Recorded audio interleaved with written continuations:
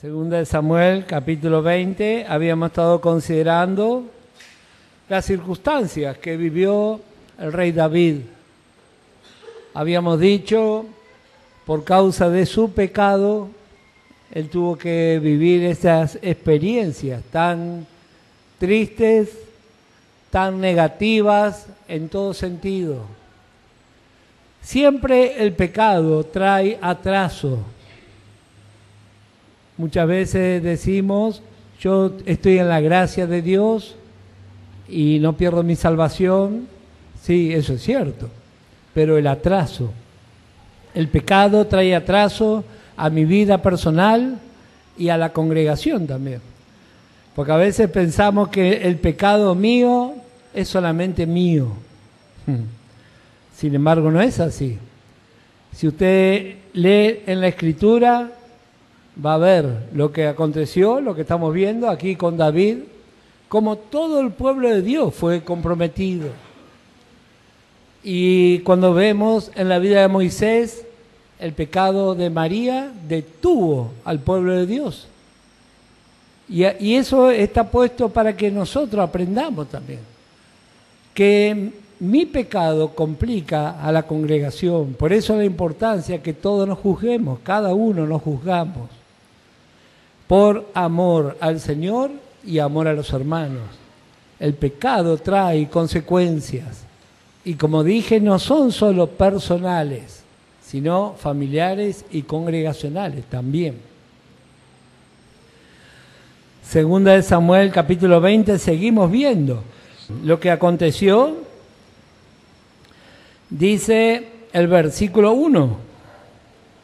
En el capítulo anterior habíamos visto todo ese escenario donde veíamos cómo el pueblo se preparaba para recibir nuevamente al rey, donde cada uno tenía una distinta actitud.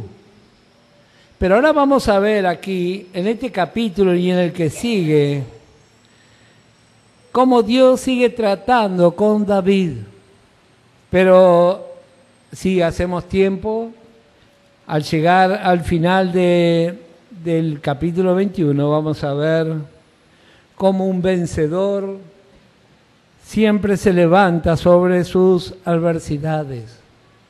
Y cómo Dios va a dar victoria luego de la disciplina. Dice el apóstol Pablo, ninguna disciplina al presente es causa de gozo.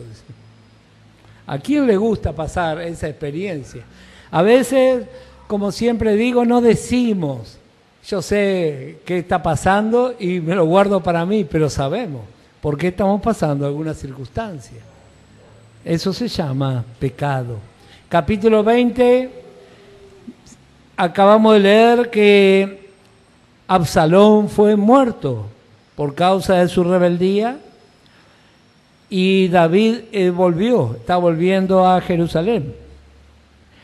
Y dice así el versículo 1, aconteció que se hallaba allí un hombre perverso que se llamaba Seba, hijo de Bicri, hombre de Benjamín, el cual tocó la trompeta.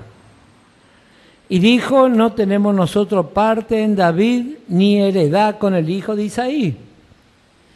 Cada uno a su tienda, Israel. Así todos los hombres de Israel abandonaron a David siguiendo a Seba, hijo de Bicri. Mas los de Judá siguieron a su rey desde el Jordán hasta Jerusalén. Y luego que llegó David a su casa en Jerusalén, tomó el rey las 10 mujeres concubinas que había dejado para guardar la casa, y las puso en reclusión y les dio alimento, pero nunca más se llegó a ellas, sino que quedaron encerradas hasta que murieron en viudez perpetua. Después dijo el rey a Amasa, convócame a los hombres de Judá para dentro de 3 días, y hállate tú aquí presente. Fue pues Amasa para convocar a los de Judá, pero se detuvo más del tiempo que le había sido señalado. Y dijo David a Abisai, Seba, hijo de Bicri, nos hará ahora más daño que Absalón. Toma pues tú los siervos de tu señor y ve tras él, no sea que halle para sí ciudades fortificadas y nos cause dificultad. Entonces salieron en pos de él los hombres de Joab y los cereteos y peleteos y todos los valientes salieron de Jerusalén para ir tras Seba, hijo de Bicri. Y estando ellos cerca de la piedra grande que está en Gabaón, le salió Amasa al encuentro. Y Joab estaba ceñido de su ropa, y sobre ella tenía pegado a sus lomos el cinto con una daga en su vaina, la cual se le cayó cuando él avanzó. Entonces Joab dijo a Amasa: ¿te va bien, hermano mío? Y tomó Joab con la diestra la barba de Amasa para besarlo. Y Amasa no se cuidó de la daga que estaba en la mano de Joab, y éste le hirió con ella en la quinta costilla y derramó sus entrañas por tierra y cayó muerto sin darle un segundo golpe. Después Joab y su hermano Abisaí fueron en persecución de Seba, hijo de Bicri. Y uno de los hombres de Joab se paró junto a él diciendo: cualquiera que ame a Joab y a David, vaya en pos de Joab. Y Amasa yacía revolcándose en su sangre en mitad del camino. Y todo el que pasaba al verle se detenía, y viendo aquel hombre que todo el pueblo se paraba, apartó a Amasa del camino al campo y echó sobre él una vestidura. Luego que fue apartado del camino, pasaron todos los que seguían a Joab para ir tras Seba, hijo de Bicri. Y él pasó por todas las tribus de Israel hasta Abel Bet-Maca y todo Barín. Y se juntaron y lo siguieron también, y vinieron y lo sitiaron en Abel Bet-Maca, y pusieron baluarte contra la ciudad y quedó sitiada. Y todo el pueblo que estaba con Joab trabajaba por derribar la muralla. Entonces una mujer sabia dio voces en la ciudad diciendo: oíd, oíd, os ruego que digáis a Joab que venga acá, para que yo hable con él. Cuando él se acercó a ella, dijo la mujer: ¿eres tú, Joab? Y él respondió: yo soy. Ella le dijo: oye la palabra de tu sierva. Y él respondió: oigo. Entonces volvió ella a hablar diciendo: antiguamente solían decir, quien preguntare, pregunte en Abel. Y así concluían cualquier asunto. Yo soy de las pacíficas y fieles de Israel. Pero tú procuras destruir una ciudad que es madre en Israel. ¿Por qué destruye la heredad de Jehová? Joab respondió diciendo: nunca tal me acontezca, que yo destruya ni deshaga. La cosa no es así. Mas un hombre del monte de Efraín que se llama Seba, hijo de Bicri, ha levantado su mano contra el rey David. Entregad a ese solamente y miré de la ciudad. Y la mujer dijo a Joab: he aquí su cabeza te será arrojada desde el muro. La mujer fue luego a todo el pueblo con su sabiduría, y ellos cortaron la cabeza de Seba, hijo de Bicri, y se la arrojaron a Joab, y él tocó la trompeta, y se retiraron de la ciudad, cada uno a su tienda, y Joab se volvió al rey, a Jerusalén. Como dije, seguimos viendo desgracia en la vida de David y como consecuencia en la vida de todo el pueblo de Dios. Ellos vienen de una sublevación y ahora hay otra. Como dije, el pecado tiene sus consecuencias y su atraso permanente. ¿Qué tuvo de beneficio Israel con todo esto? Ninguno. Una pelea entre hermanos. Así hasta el día de hoy, las diferencias entre hermanos traen atraso a las congregaciones y a veces tan fácil entrar en ese tipo de juego preparado por el enemigo. Así pasó con Israel. Varias cosas vemos aquí. En primer lugar, vemos la directiva que David le da a Amasa, su nuevo comandante. Ya habíamos visto acerca de este varón cuando él estuvo con Absalón. Dijimos que era alguien sin experiencia militar. Y ahora lo vamos a ver. Esto habla también y nos enseña a nosotros A veces nosotros queremos congraciarnos con alguien y le damos un lugar para el cual no fue llamado. No fue llamado, pero como tenemos un afecto, o nos cayó simpático o simpática. Bueno, así le pasó a David. Él quiso congraciarse con Amasa y sus seguidores, pero él no era fiel. Él no tenía disposición para defender lo que Dios había establecido. Esa es la responsabilidad de todos los obreros, defender lo que Dios estableció. No estamos hablando de defender personas, sino defender la verdad. El apóstol Pablo, escribiendo a los filipenses, dijo: yo estoy puesto para la defensa del Evangelio. ¿Y cómo va a ser esa defensa? ¿En cámara lenta? ¿Cuando tenga tiempo? No. Joab, aquí vemos la actitud de un valiente y de un patriota. Si bien él fue desplazado por su desobediencia, pero él tiene un corazón para obedecer y aceptar la forma de Dios. Él podía haber dicho, bueno, que David se arregle como pueda. Él no fue así. Y aquí en estos versículos vemos detallado todo lo que aconteció. Como dije, todo el tiempo vemos el ambiente del resultado de una guerra civil, el daño. Y dice aquí el versículo 12, los que pasaban y veían a Amasa revolcándose en su sangre, se detenían. Ya habíamos visto un pasaje así al comenzar Segunda de Samuel. La lucha entre hermanos hace que muchos se detengan en su carrera. Por eso tenemos que ser sabios y pedirle al Señor que nos libre de ese flagelo propio de la niñez espiritual y de la carnalidad. Un creyente espiritual se fija todas esas cosas. Sin embargo, aquí vemos cómo se sigue repitiendo este procedimiento. Y vemos cómo Joab, versículo 7, entonces salieron en pos de él los hombres de Joab, y los cereteos y peleteos, y todos los valientes salieron de Jerusalén para ir tras Seba, hijo de Bicri. Estos dos grupos, cereteos y peleteos, no eran de Israel. Los peleteos, la palabra peleteo significa corredor de correo, y eran profesionales de la guerra. Y los cereteos, su nombre significa los que cortan o los verdugos. Esos dos grupos estaban con David. Bueno, vemos lo que aconteció y vemos el sitio de esta ciudad. Y vemos en medio de ese caos social que se produce todo esto resultado del pecado no juzgado. A veces decimos, pero ¿qué problemas que hay en las iglesias? ¿Qué será?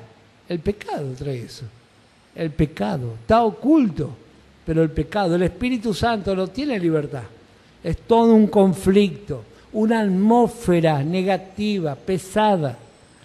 Bueno, pero en medio de todo eso hay sabiduría. Esta mujer se cree que era una jueza en esa ciudad.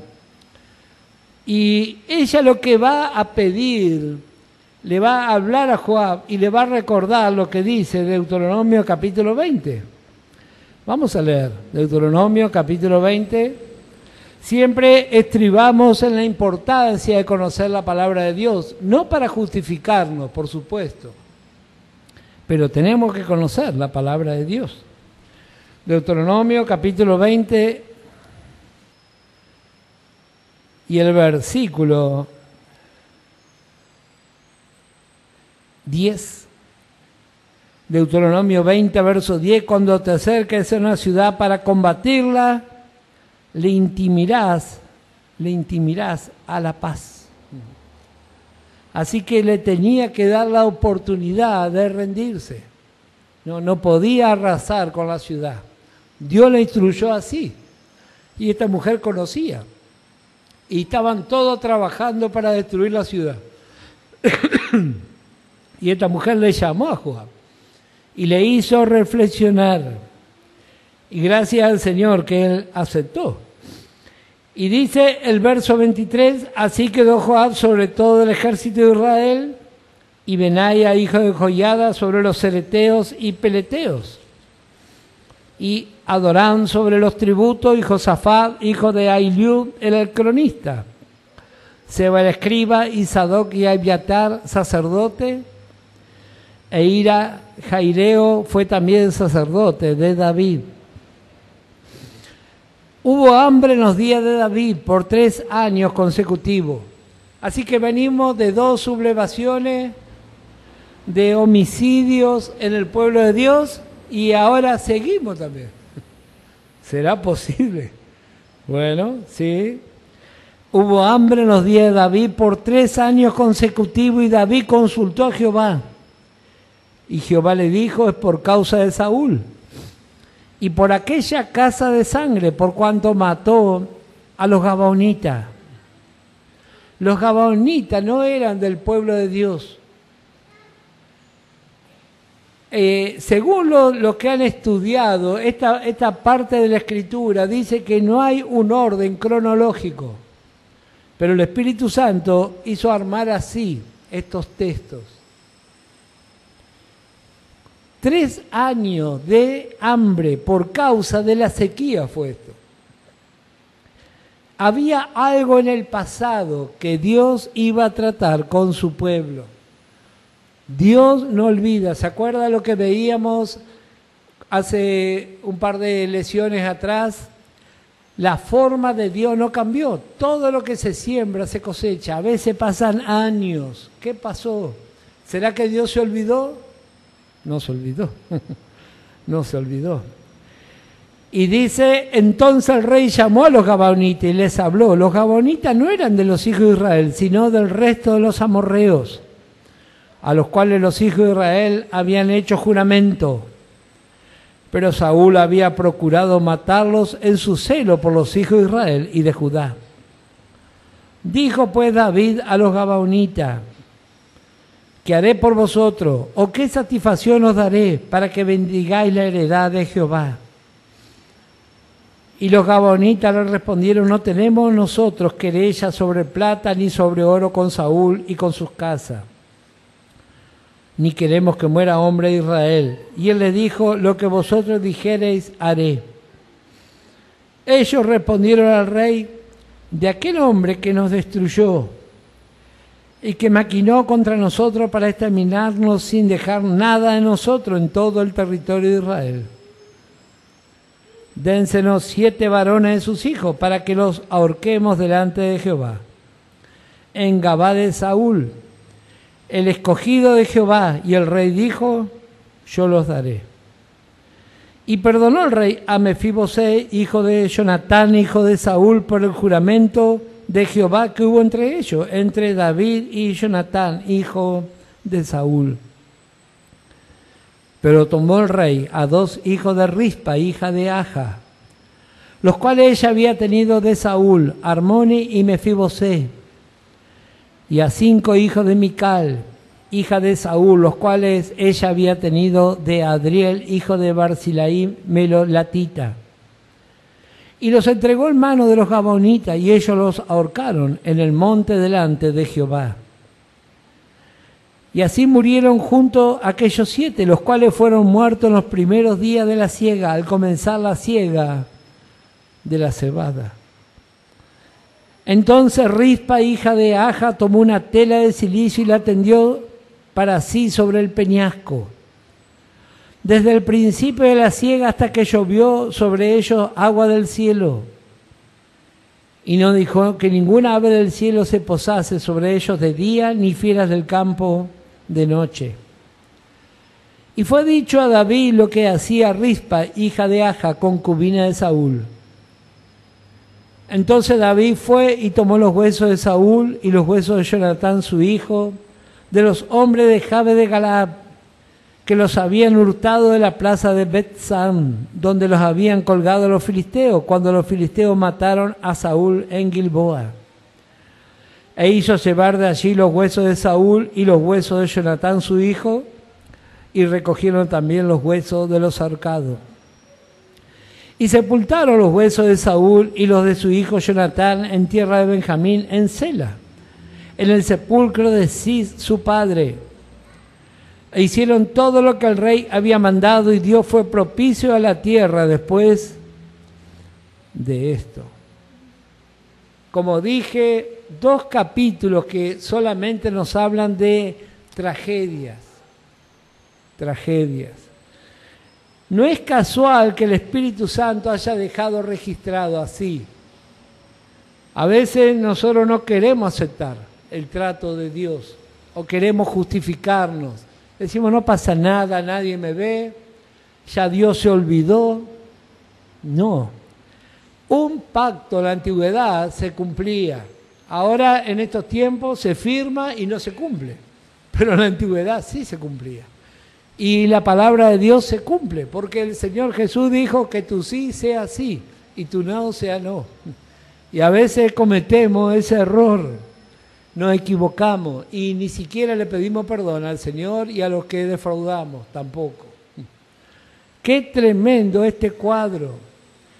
Todos estos ahí exhibidos.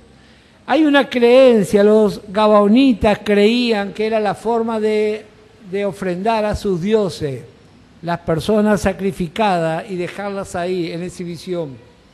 En Israel eso no se practicaba, pero David aceptó que se hiciera la forma de los gabaonitas. Y dice que esto aconteció hasta el día que llovió. Ahí se acabó el juicio. ¿Y cuántas veces hay sequía en nuestra vida? Y no queremos aceptar, no queremos considerar qué pasó en mi vida, qué hice o qué dije. Y viene 1 año de sequía, 2 años de sequía, 3 años de sequía. Qué tremendo esta experiencia. Pero ahora, después de estas experiencias, como vimos, juicio, tristeza, juicio, pobreza, juicio, amargura. ¿Cuánto tiempo? ¿Cuánto tiempo? Ahora Dios va a dar victoria. Nuestro Dios trata con nuestra vida por etapas. Y mire lo que dice acá en el versículo 15 del capítulo 21. Volvieron los filisteos a hacer la guerra a Israel. Y descendió David y su siervo con él y pelearon con los filisteos. Y David se cansó. David ya es un hombre grande. Ya no tiene la misma fuerza que en su juventud. Isbi Benob, uno de los descendientes de los gigantes cuya lanza pesaba 300 ciclos de bronce y quien estaba ceñido con una espada nueva, trató de matar a David. Mas Abisaí, hijo de Sarbia, llegó en su ayuda e hirió al filisteo y lo mató. Entonces los hombres de David le juraron diciendo, nunca más, de aquí en adelante saldrás con nosotros a la batalla, no sea que apague la lámpara de Israel. Otra segunda guerra hubo después en Gob contra los filisteos. Entonces Sibecai Usatita mató a Saf, quien era uno de los descendientes de los gigantes. Hubo otra vez guerra en Gob contra los filisteos, en la cual Elanam, hijo de Jare Oregim de Belén, mató a Goliat Geteo, el asta de cuya lanza era como un rodillo de un telar. Después hubo otra guerra en Gad, donde había un hombre de gran estatura, el cual tenía 12 dedos en la mano y otros 12 en los pies, 24 por todo, y también era descendiente de los gigantes.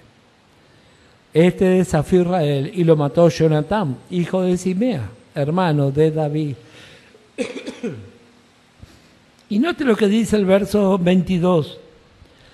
Estos 4 eran descendientes de los gigantes en Gad, los cuales cayeron por mano de David y por mano de su siervo. David Como dijimos, Él es tipo de el Señor Jesucristo y también es tipo de los vencedores. Pasa amargura, tristeza, pobreza, dificultades, pero no le vemos a Él quejándose por lo que Dios permitió en su vida. Él sabe que Dios está tratando con Él. Pero ahora hay un cambio aquí. Empieza a haber victoria sobre gigantes. Estos gigantes en el original se los llama Rafá. Rafá significa gigante. Es una forma, un apócope de la palabra Refaim. Los gigantes. Estos gigantes, vamos a ir al libro de Josué para entrar en dimensión de qué estamos hablando. Josué capítulo 11 y el verso 21. Josué capítulo 11. Estos gigantes son los que encontramos en el libro de Génesis. Y acá dice el capítulo 11, versículo 21 del libro de Josué. También en aquel tiempo vino Josué y destruyó a los anaseos de los montes de Hebrón, de Debir, de Anab, de todos los montes de Judá y de todos los montes de Israel. Josué lo destruyó a ellos y a sus ciudades. Y nota el verso que sigue. ¿Dónde se fueron los que se escaparon? Ninguno de los anaseos. Esta es la palabra que utilizan en el griego antiguo para definir a los refainitas, los gigantes. Ninguno de los anaseos quedó en tierra de los hijos de Israel, solamente quedaron en Gaza, en Gat y en Asdod, territorio filisteo. Ahí están los filisteos y ahí están los gigantes. Dios mandó destruirlos, los filisteos los amaban. Estos gigantes pervertidos están ahí. ¿Se acuerda cuando David va al encuentro de Goliat?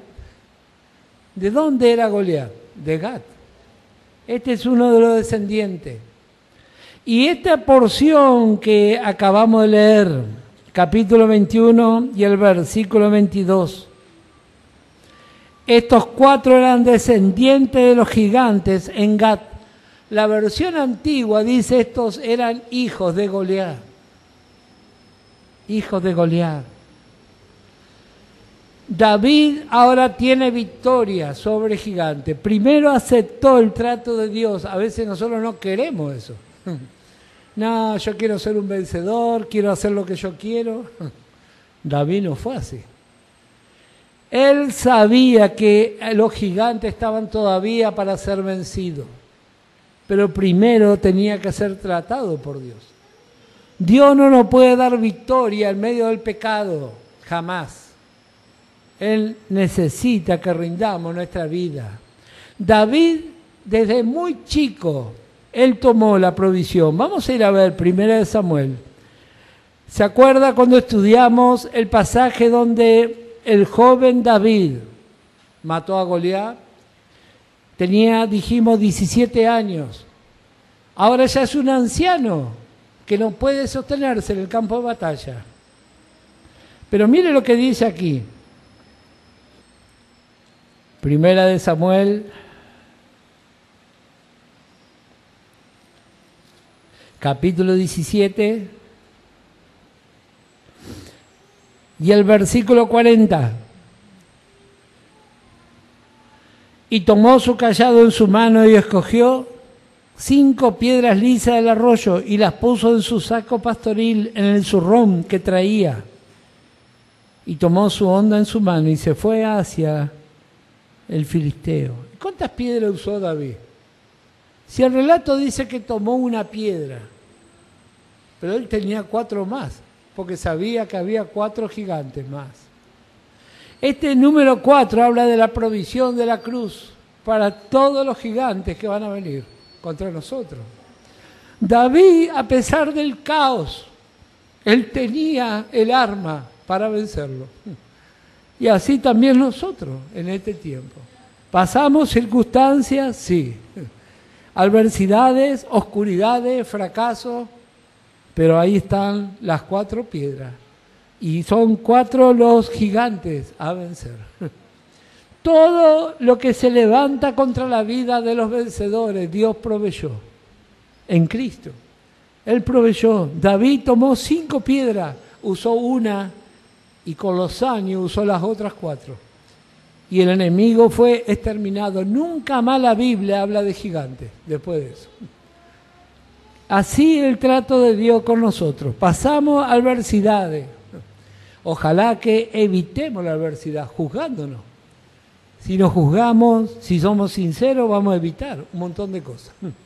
Pero si no, Dios va a tratar con nosotros. Pero aquí vemos este cuadro. Para los que toman nota, el origen de los gigantes, Génesis capítulo 6 y el versículo 4. Génesis capítulo 6, verso 4. Dios proveyó todo en Jesucristo hace 2000 años. Hoy estamos siendo tratados, pero no olvide que las armas siguen estando en el zurrón. Donde Él guardaba la comida, ahí estaba la victoria.